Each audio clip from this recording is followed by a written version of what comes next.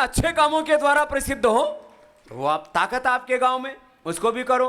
और ये कोई घोषणा करने के लिए हम नहीं आए, हम तो एक प्यार से आए कि भाई हम सब मिल करके अपने आप को ऊंचा उठाएं, अपने गांव को आगे बढ़ाएं।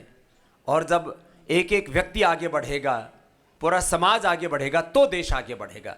जैसे हमारी श्रद्धामयी बहन अमिता पाल जी ने बात की कि सरकार, समाज और जो सिटीजन्स हैं, ये तीनों मिल करके जब चलते हैं ना तब कोई चीज़ आगे बढ़ती है।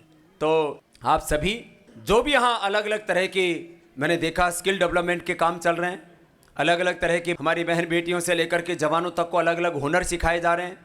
किसी को सिलाई कढ़ाई का, किसी को गार्डनिंग का, किसी को लाइट, सोलर लाइट आदि का, अलग अलग तरह के जो भी काम है, भाई सारे कामों की देश को ज़रूरत है। हमें आवश्यकता इसी बात की है कि हम उन कामों को अपना करके अपने जीवन में आगे बढ़े। बाकी तो मैं थोड़ा बहुत ऐसे योग के बारे में आपको बता दिया। आस्था चैनल आप सुबह देखते ही हो, और जो नहीं भी देखते हो तो सुबह देख करके हमारे साथ साथ कर लिया करो। सुबह सुबह योग के अलावा और कुछ करने की इच्छा ही नहीं होती, वातावरण ही ऐसा होता है पूरा, इसलिए उसको ब्रह्म मुहूर्त कहा जाता है। तो सुबह उठ करके सब बच्चे, ए बच्चों, स्कूल वालों, योग करते हो? तुम करते हो? सूर्य नमस्कार आता है? चुप हो गए। थोड़ा सा आता है, भस्त्रिका, कपालभाति जो जितना सीखा। शीर्षासन आता है? शीर्षासन आना चाहिए, सूर्य नमस्कार आदि आना चाहिए। सब बच्चों को शीर्षासन तो बचपन से ही कर लेने से बाल कभी जड़ेंगे नहीं, आंखों पर चश्मा नहीं आएगा, दिमाग तेज रहेगा। छोटी छोटी चीजें सीखा करो, ये हमारे शिक्षक भी सिखाएंगे। अभी एक आसन करके मैं अपनी बात को फिर खत्म करूंगा। देखो इतनी देर लगती है, 2 मिनट, सुबह सुबह 2 मिनट ऐसे आसन कर लो। देखो अभी हम तो बाबा जी आदमी हैं, हम तो तैयार रहते हैं हमेशा। अब पैर इकट्ठे किए और सिर नीचे कर दिया, टांग ऊपर कर दी, यूं कर दिया। देखो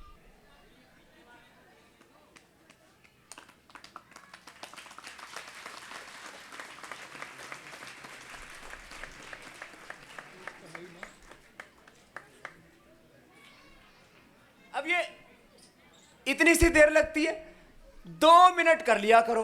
कितनी देर? खाली 2 मिनट। अब 2 मिनट जो ऐसे कर लेगा उसका दिमाग एकदम तंदुरुस्त हो जाएगा। शीर्षासन, सर्वांगासन, हलासन, बच्चों के लिए छोटी छोटी चीजें। मैं तो बहुत तरह का योग करता हूं। मैं 9 साल की उम्र से कर रहा हूं। कितने साल की उम्र से? 9 साल की उम्र से। मैंने छोड़ा नहीं योग को। क्यों? योग करने से शरीर, सबसे पहली तो है ना, हेल्थ इज वेल्थ, सबसे बड़ी संपत्ति तो शरीर है भाई। फिर उससे दिमाग बहुत तेज हो जाता है। जो योग करेगा ना वो किसी से हारेगा नहीं, सदा जीतेगा। अपने बालकों को कराया करो, ए माता उठम, सुबह सुबह अपने बालकों ने उल्टा लटका दिया करो। तो आप लोग सुबह सुबह योग करो, अच्छे अच्छे काम करो, और जितने भी यहाँ काम हो रहे हैं उन सब कामों में मिलजुल के सब सहयोग करो और ऐसा काम करके दिखाओ जो सपना आदरणीय महामहिम राष्ट्रपति जी ने लिया है कि हमें इन गाँव को आदर्श बनाना है, आइडियल गांव बनाने हैं, एक स्किलफुल गांव बनाने हैं, नॉलेजफुल गांव बनाने हैं। ये गांव बहुत आगे जाएंगे। उस सपने को पूरा करने के लिए रात दिन मेहनत करती हैं।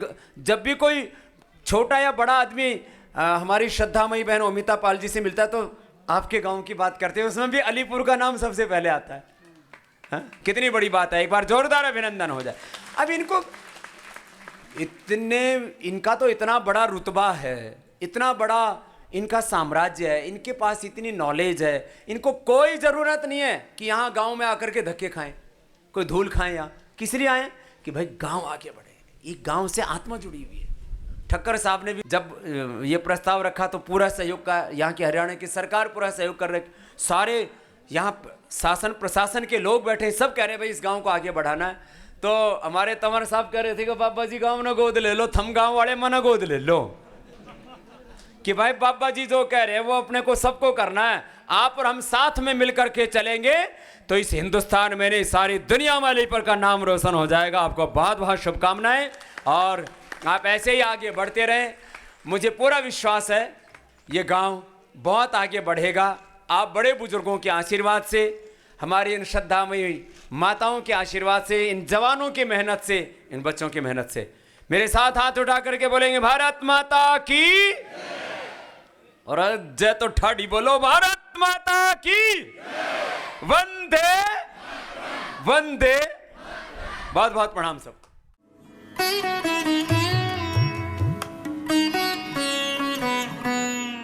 दोहला गांव में पहली बार हम आए। एक तो यहाँ का वातावरण इतना सुंदर है,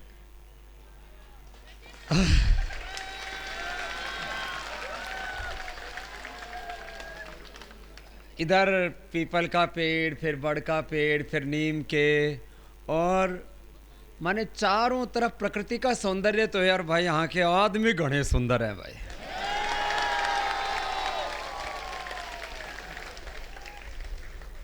माने छोटे छोटे बच्चे कितने संस्कारी हैं। नहीं तो कहते हैं ये बंदर और बच्चे की प्रकृति एक जैसी होती है, लेकिन यहाँ के बच्चे तो बड़ों से भी ज़्यादा समझदार दिख रहे हैं भाई। देखो, जो बच्चों के बचपन में संस्कार होते हैं, विचार होते हैं, वही आगे चल के बड़े होते हैं। जो बचपन में बदमाश होगा ना, वो अव्वल दर्जे का बदमाश बनेगा। जो बचपन में चोर होगा ना, वो आगे चल के लाखों करोड़ के घोटाले करेगा। जो बचपन में काम नहीं करेगा ना, वो आगे चल करके शैतान बनेगा। तो यहाँ इन बच्चों को आपने जो संस्कार दिए हैं, वो उसके लिए इस दोहला गांव के बड़े बुजुर्गों को, यहाँ की माताओं को बहुत बहुत आशीर्वाद है। जो कौम, जो जाति, जो देश अपने बच्चों को संभाल लेता है, उसका भविष्य उज्जवल होता है। आज हम आपके सामने खड़े हैं। हमारी माँ ने हमको बचपन में संस्कार दिए। माँ से प्रेम, करुणा, श्रद्धा, भक्ति, विश्वास, जो मानवीय गुण कहे जाते हैं, वो माँ से सीखे। पिता से पुरुषार्थ करना सीखा। गुरु से हमने ज्ञान लिया। बस और कुछ नहीं है जिंदगी में, ये तीन ही चीजें हैं। गुरुओं से, बड़ों से ज्ञान लो, नॉलेज लो, और मां से संस्कार लो, और पिता से पुरुषार्थ करना सीखो। अपने शरीर में तीन ही चीजें हैं। देखो, ऊपर है दिमाग। सबसे ऊपर क्या है शरीर में? जिनके पास दिमाग होता है वो दुनिया में सबसे ऊपर होते हैं। उसको शिखर पर बोलते हैं, क्षितिज पर बोलते हैं, ऊंचाई पर बोलते हैं, उनको महान बोलते हैं। हम बोलते हैं ना, मेरा भारत महान, ऐसा बोलते रहते हैं। लेकिन मेरा भारत शाम होते होते ठेके पर पहुंच जाता है।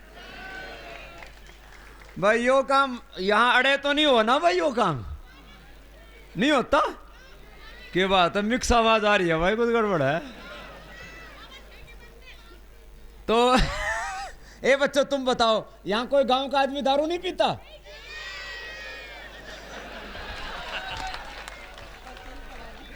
अब बालक जो है ना, आधे तो हाँ बोल रहे, आधे ना बोल रहे। माने कोई कोई पीते हैं भाई। देखो, एक बात सुनो, क्या होता है, आदत पड़ जाती है और कुछ नहीं है इसमें। अच्छा बताओ, दारू में कोई ऐसी चीज हो जो ताकत दे? ए बच्चों, आप ही बताओ। देखो, हमारे मसल्स है ना, देखो ये जो मसल्स हैं, ये बनते हैं प्रोटीन से। मसल्स किससे बनते हैं? और हड्डियां बनती हैं कैल्शियम से। हड्डियां किससे बनती हैं? खून बनता है आयरन से। खून किससे बनता है? इस दारू में प्रोटीन हुआ है, कैल्शियम, इसमें आयरन होता है, खून बढ़ता है इससे। तो क्या होता है? खून का पानी बढ़े तो शरीर बेकार हो जाए। और आप जो भी काम करते हैं, किससे करते हैं? अच्छा यूं कहे ना, अकल बढ़िया भैंस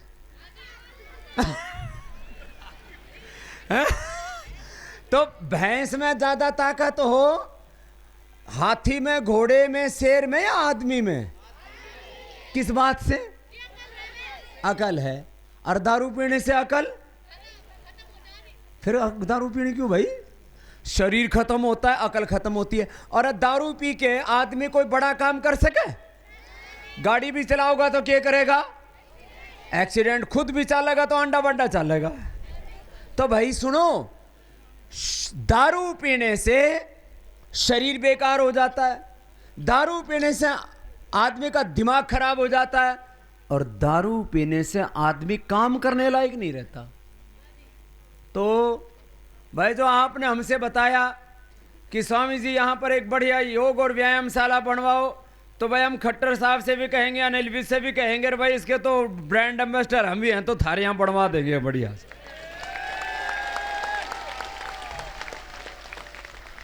व्यायामशाला भी बन जाएगी, योगशाला भी बन जाएगी। जो बढ़िया बढ़िया काम करना जानते हैं, देखो ये प्रोडक्ट दिखाना भाई, बहुत जोरदार प्रोडक्ट बनाते हैं। ये बढ़िया बढ़िया प्रोडक्ट बनाने का काम भी शुरू हो रखा है। मैंने पिछले गांव में भी देखा, लेकिन ये प्रदर्शनी ना वहां नहीं लगा रखे, तो मैंने क्या चक्कर है।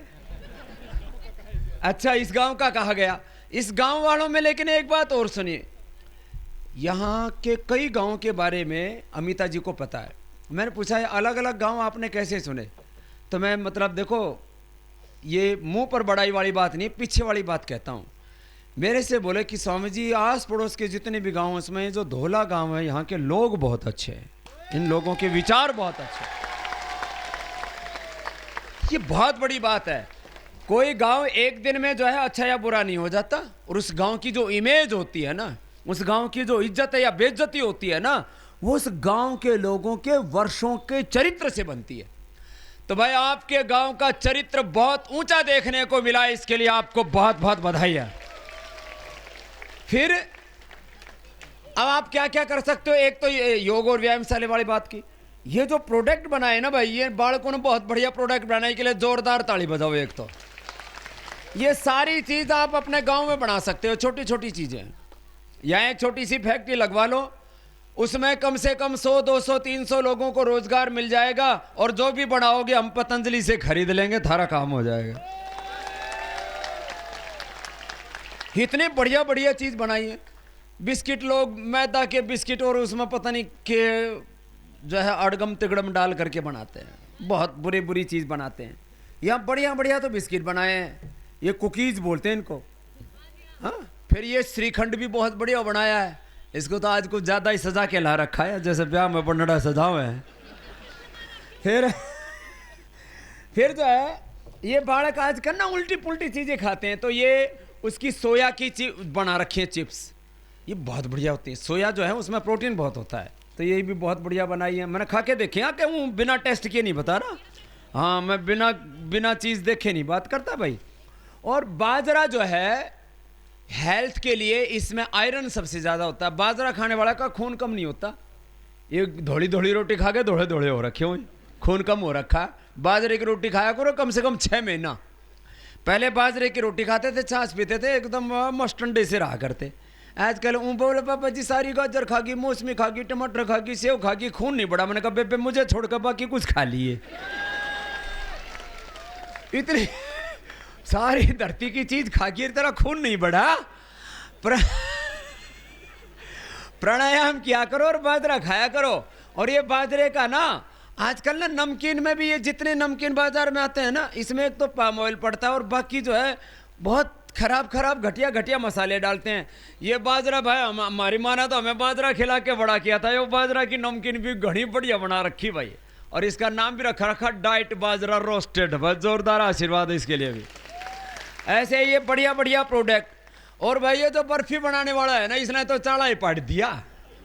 जो अपने गांव के जो पहले एकदम जो देसी बर्फी का टेस्ट है ना, आधी तो मैंने उड़ा खाई थी, आधी अड़े खा लेता हूं। बहुत बढ़िया बना, एक बार जोरदार तालियां इनके लिए। हाँ, तो ऐसे जो है ये बढ़िया बढ़िया प्रोडक्ट बनाओ। सारी दुनिया में देखो बाजार के आधार पर चलती है।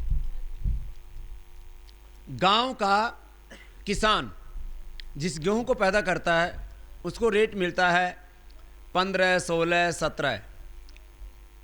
घना महंगा हो गया तो वो भी थमने नहीं, व्यापारी ने 18, 19 मिल जाता है कभी कभी। गेहूं थारा किस रेट से बिकता है भाई? 15 ही बिके। हाँ, 1450। तो भाई यो भी काम करना पड़ेगा, थारे सारे गांव के गेहूं भी पतंजलि नहीं खरीदने पड़ेंगे।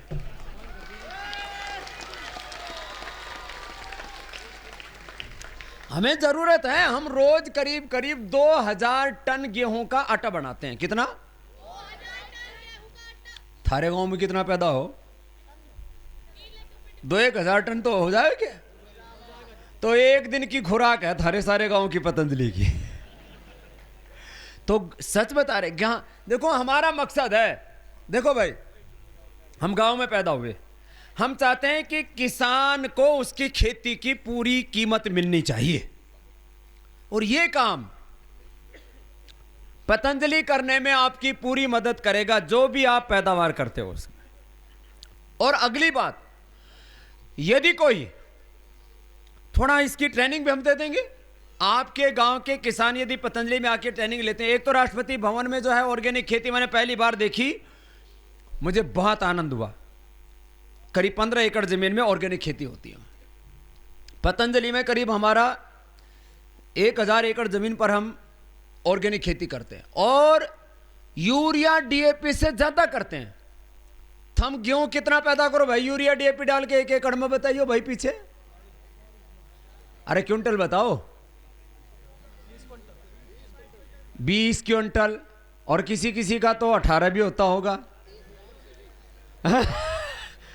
18, 20, 22, हम बिना यूरिया डीएपी डाले 24 क्विंटल से ज्यादा पैदा करते हैं। तो भाई इसमें क्यों अपने खेत में जहर डालो भाई, और पैसे का हवा को यूरिया मुफ्त का तो नहीं मिलता, और उससे लगातार डालो तो खेत और खराब हो जाते हैं। तो आप, मैं खेती से लेकर के और जड़ी बूटी की खेती, जिनके खेत बंजर से हैं, कम पैदावार होती है, वहाँ एलोवेरा, आंवला, अश्वगंधा, कई तरह की खेती होती है। हम जड़ी बूटियों की खेती भी करवाएंगे। और बात खेती की नहीं, बात जड़ी बूटियों की नहीं, जो आप पैदावार करते हो, हम कोशिश करेंगे कि आपके साथ एक जो है, जैसे गवर्नमेंट जो है ना, वो एक मिनिमम रेट घोषित कर देती है, और उस समय जो है आदमी जो है, किसी का ब्याह शादी में, किसी का बच्चों की पढ़ाई लिखाई में, किसी का दवाई में पहले पैसा खर्च हो रखा होता है, आदमी पहले बेच देता है। आपकी फसल को अच्छे दाम मिले, ये काम हम पतंजलि की ओर से करने के लिए एक आदमी की नियुक्ति कर देंगे। आप बढ़िया गांव के आदमी हो, बढ़िया काम करना। बाकी जड़ी बूटी और बाकी जो दूसरे काम हैं, जैसे बच्चों को रोजगार देने वाले काम, कई तरह के काम, मैं एक शब्द में यही बोलता हूं, एजुकेशन में भी जो है अप्रैल महीने में हमारे कार्यकर्ता यहां पर आते रहते हैं। एक तो भाई नरेश कुमार, तो किधर है नरेश, जो है इधर ही, ये हमारा योग शिक्षक भी है, बहुत अच्छा योग कराता है। एक बार जोरदार ताली बजाओ इसके लिए भी। यहाँ स्कूल में भी आपके 2-3 शिविर लग चुके हैं पहले, तो गांव में भी योग कराओ और पढ़ाओ। और बाकी हम सूचना दे देंगे, अप्रैल महीने में उसका जो है टेस्ट होता है। हमारे आयुर्वेद कॉलेज भी है, उसमें 100 सीटें हैं।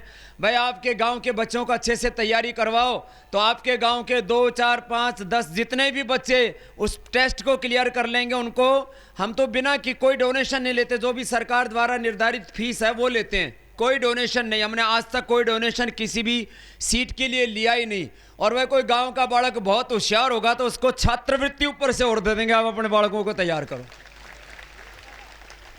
जो आयुर्वेद का डॉक्टर बनना चाहते हैं उनको आयुर्वेद के, और उसके साथ बीएमएस के साथ साथ उसको एमडी भी करा देंगे। और किसी को वो नहीं कर सके तो योग में बीए एमए करने से लेकर के, हम तो कहते हैं जो पतंजलि में डिग्री लेता है उसको हम काम और रोजगार की भी गारंटी लेते हैं कि आओ पढ़ो और आगे काम करो। हमें तो अच्छे आदमियों की ज़रूरत है। तो ये बहुत सी बातें हैं, इन सबको तो करना ही है, क्योंकि अच्छे लोगों को तो एक इशारा करने की ज़रूरत है, बाकी तो अपने आप उड़ने लगते हैं आसमान में। इतनी ताकत है आपके अंदर, आप कोई अपाहिज नहीं है, बस आपको तो एक थोड़ी सी दिशा चाहिए। और वो दिशा हमारे महामहिम जी ने, कहाँ देखो पश्चिम बंगाल में उनका जन्म हुआ, भारत के आज राष्ट्रपति हैं, हमारे लोकतंत्र के सबसे ऊंचे ओहदे पर बैठे हैं, और वहाँ बैठ करके आपके गांव के बारे में सोचते हैं। तो मैं ये कहता हूँ कि ये इससे बड़ी सोच कोई हो नहीं सकती। एक बार महामहिम के लिए बहुत बहुत अभिनंदन कि भाई वहाँ बैठ के, इतने ऊंचे ओहदे पर बैठ के थारे गांव के बारे में सोचा, और उसको एग्जीक्यूट करने के लिए आज जो है, यदि एक सर्विस के ओहदे की बात की जाए तो अमिताभ पाल जी बहुत ऊंचे ओहदे पर हैं। और इन्होंने सारा देश सारी दुनिया देखी है, और फिर भी आपके बीच गांव में आकर के काम करती हैं। इससे बड़ी बात कुछ नहीं हो सकती। अमिता पाल जी के लिए एक बार बहुत बहुत अभिनंदन है। और आपके गांव से तो उनकी इतनी ज़्यादा करुणा है, इतनी मोहब्बत, इतना प्रेम है कि जो है दौलापुर गांव का नाम आते उनके चेहरा मतलब जैसे जो कहते हैं ना खिल जाता है एकदम, इतना बढ़िया। ऐसे अपने गांव की इस इज्जत को और बढ़ाते रहना भाई। अगली बात, सब शासन प्रशासन की तरफ से भी आपको सहयोग किया जा रहा है। पूरे जो है हमारे राष्ट्रपति भवन की ओर से कितने जो है हमारी बहन अंजलि से लेकर के और क्या नाम है अनीता से लेकर के और सारे वरिष्ठ अधिकारी यहाँ पर हैं, वो सब के सब कि भाई गांव में अच्छा काम होना चाहिए। तो ये सब कामों में एजुकेशन का प्रश्न है, और एजुकेशन में बहुत अच्छा काम करने का, क्योंकि देखो आदमी को यदि कोई चीज़ आगे बढ़ाएगी तो एजुकेशन बढ़ाएगी। आप जब तक स्कूल बनने की तैयारी होती है तब तक भी बच्चों कितनी देर पढ़ाई करते हो? 6 घंटा। बाद में क्या करो? गिल्ली डंडा खेलो। सुनो, मैं भी गांव में पैदा हुआ हूँ, और आपका गांव बहुत अच्छा है, और गांव तो भाई सभी अच्छे होते थे पहले, तो अभी थोड़ी बहुत गड़बड़ हुई है। आप लोग जो घर में माता पिता काम बताएं तो काम करो, बाकी कम से कम रोज 8-10 घंटा पढ़ाई किया करो। 6 घंटे से बात नहीं बनेगी। सुनो, कितनी देर? कम से कम 8-10 घंटा पढ़ाई करनी है। 1 घंटे से ज़्यादा खेलना नहीं है। कभी दिन भर जो है ऐसे ही धूल में ऐसे ही लथपथ रहो। कितनी देर पढ़ाई करनी है? 8, 10, 12 घंटा पढ़ाई करो खूब। 1 घंटा खेलो, और टीवी और वो कार्टून तो ज़्यादा नहीं देखते, वो नहीं देखा करो। उससे जो कार्टून देखते हो कार्टून ही बन जाते हैं। मैंने कभी टीवी नहीं देखी। सुन लो बात, मैंने पढ़ाई करते समय तक कभी एक बार भी टीवी नहीं देखी। आज सारी दुनिया मुझे टीवी में देखती है। मैंने टीवी नहीं देखी, हमको टीवी पर देख रहे हैं। आप ऐसे बन के दिखाओ। तो अब जो है थोड़ी सी 1-2 बात कह के फिर हम आगे बढ़ेंगे। आपको एक तो बच्चों के लिए बताया, जवानों के लिए एक बात कहता हूं। देखो, जवानों को सुबह शाम तो एक्सरसाइज करनी चाहिए, और जो भी काम है, चाहे आपको खेती आती है, चाहे आपको बिजनेस आता है, चाहे आपको कुछ भी, काम करने वाले को काम की कमी नहीं है धरती पर।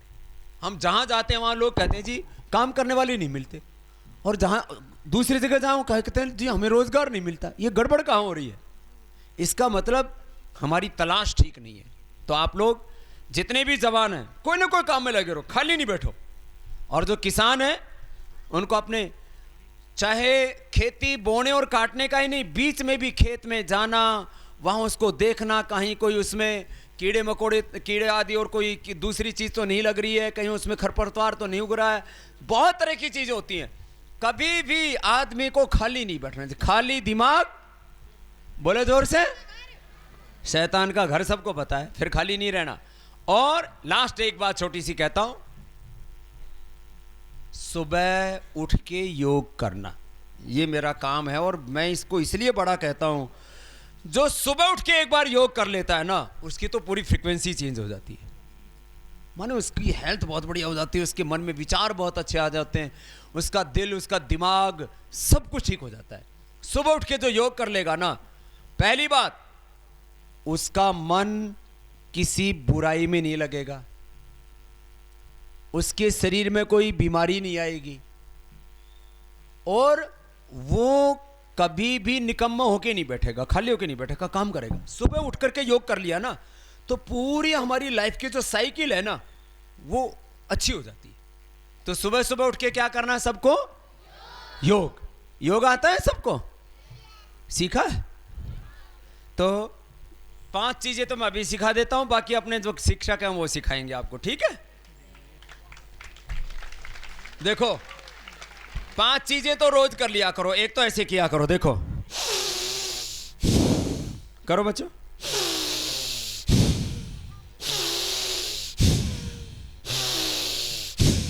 ये बच्चे तो बहुत जोरदार है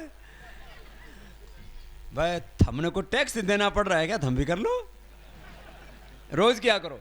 ये जो कर लेंगे ना, उनको कभी सर्दी जुकाम बलगम फेफड़े की कोई बीमारी, श्वास दमा की बीमारी। एक बार बाबा फूंक मारने से क्या होगा? मैंने कहा जल्दी फूंकना नहीं पड़ेगा, नहीं तो बहुत जल्दी बेकार हो जाता है शरीर। और जो जवान है ना, ये तो बीमार है, उनको धीरे धीरे करना चाहिए। जो जवान उनको तो तेजी से ना ऐसे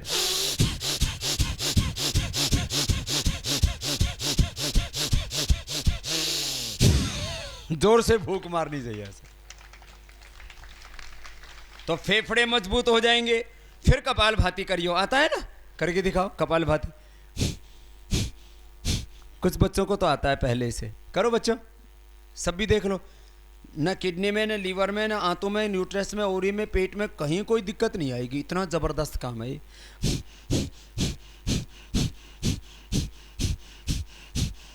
छोटा सा है ये, मैंने करोड़ों लोगों को ही करवाया है।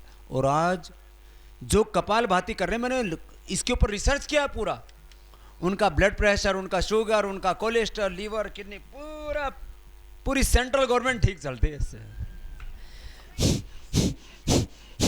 पूरा मध्य प्रदेश हिलता है ना।